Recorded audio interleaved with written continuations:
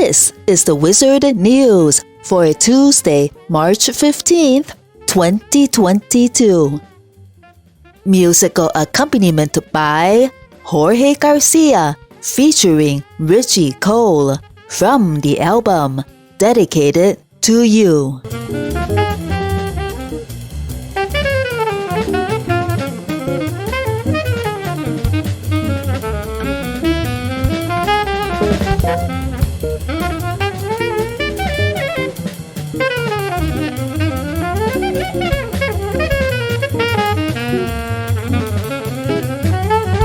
A big-time Maryland donor recently raised a lingering question in some corners of the Democratic Party. Can black candidates run for and win statewide races? Democrats rely on black voters as a lifeline for their party, but black candidates in 2022 are still plagued with electability questions. 3 African-American males have run statewide for governor and have lost, Barbara Goldberg-Goldman wrote to fellow party insiders in December. This is a fact we must not ignore. The question posed by Goldman is not just being asked in Maryland.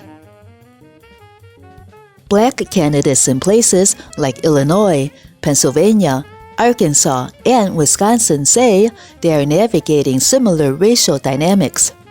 The questions come despite unprecedented representation by office holders and candidates, from the vice president to members of Congress and mayors. There are 57 black U.S. House members, the most ever. Black women are mayors of 7 of the 100 most populous cities. 3 black candidates were among the primary contestants for the Virginia governor's race in 2021, and 3 are currently competing in the Maryland Democratic gubernatorial primary. One consistent comment relayed to Axios in conversations with over a dozen black candidates, campaign staff, and Democratic strategists: the skepticism does not usually come from voters.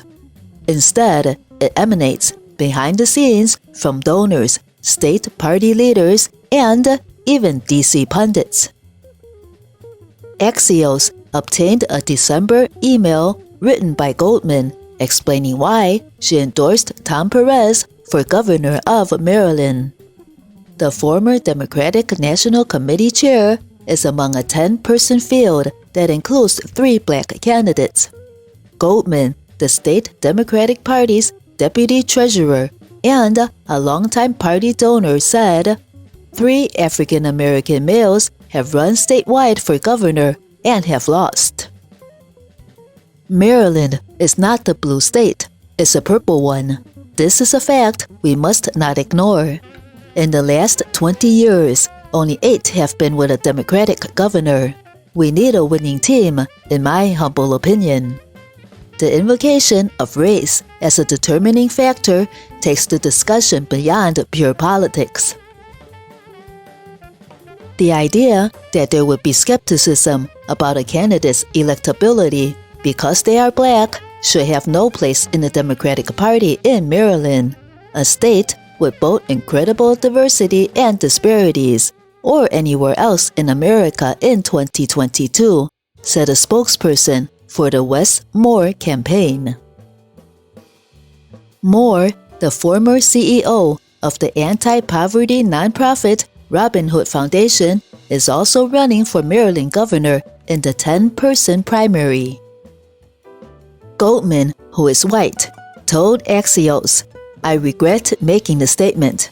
It neither accurately expresses nor depicts my views and does not represent my lifelong commitment to supporting Democratic causes and candidates."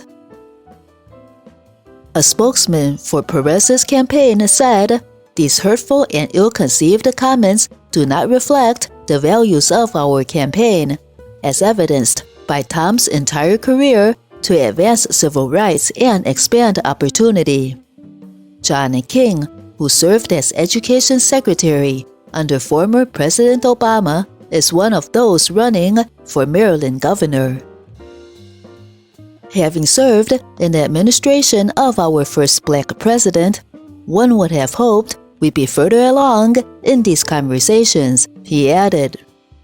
We have to challenge that electability narrative, said Keena Collins, who is running to replace Representative Danny Davis, Democrat in Illinois.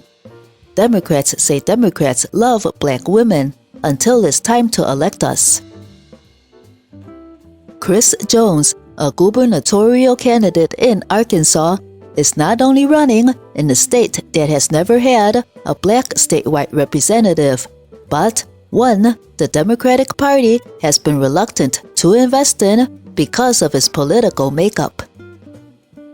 Pennsylvania State Representative Malcolm Kenyatta, who is running for U.S. Senate, has been hounded by doubts about whether a black, openly gay, 31-year-old state representative from North Philadelphia can win Pennsylvania.